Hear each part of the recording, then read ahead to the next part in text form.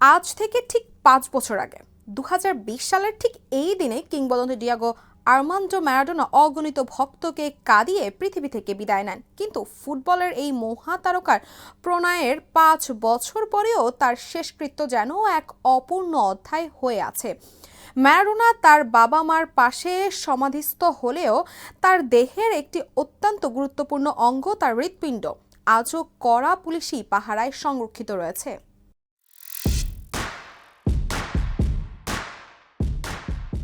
ময়নাতদন্তের পর ফরেনসিক পরীক্ষার জন্য ম্যারাডোনার লিভার এবং কিডনির পাশাপাশি হৃৎপিণ্ডটিও তার দেহ থেকে বের করে নেওয়া হয়।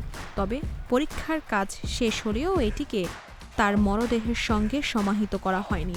আর্জেন্টিনার বুয়েন্স আইরেস প্রাদেশিক পুলিশের প্যাথোলজি ডিপার্টমেন্টের কঠোর তত্ত্বাবধানে বিশেষজ্ঞরা জানিয়েছেন এই অঙ্গটির ওজন ৫০৩ গ্রাম, যা একজন স্বাভাবিক মানুষের হৃৎপিণ্ডের প্রায় দ্বিগুণ।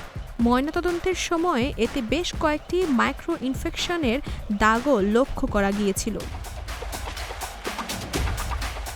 সংবাদ মাধ্যম দিয়ারিও এএস এর প্রতিবেদনে অনুযায়ী এই কড়া নিরাপত্তার প্রধান কারণ হল চরমপন্থী গোষ্ঠীগুলোর তরফ থেকে আসা হৃৎপিণ্ডটি স্মারক হিসেবে চুরি করার হুমকি। কিংবদন্তি এই খেলোয়াড়ের হৃদযন্ত্রের প্রতি গুরুত্ব এতটাই বেশি যে কর্তৃপক্ষ ঝুঁকি নিতে চায়নি। ফলে ম্যারাডোনার মরদেহ বুয়েন্স আইরেসের হারদিন বেয়াত ভিস্তা সমাধিক্ষেত্রে তার মা বাবার কবরের পাশে শায়িত থাকলেও তার হৃৎপিণ্ডটি স্থান পেয়েছে পুলিশের হেফাজতে।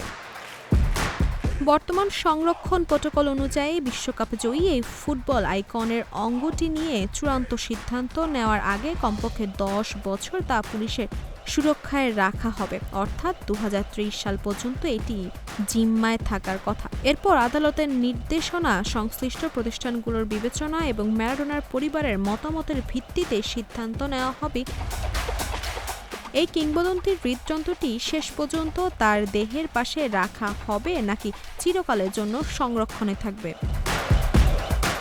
ম্যারাডোনা তার ফুটবল জীবনের মতোই মৃত্যুর পরেও এক দীর্ঘ ও জটিল গল্পের অংশ হয়ে রইলেন, যা আজও কড়া নিরাপত্তার বেষ্টনীতে কোটি ভক্তের ভালোবাসার প্রতীক্ষায়। দর্শক, এই ছিল স্পোর্টসের আজকের মতো আয়োজন। খেলার দুনিয়ার নতুন নতুন আপডেট পেতে চোখ রাখুন জিডি স্পোর্টসে।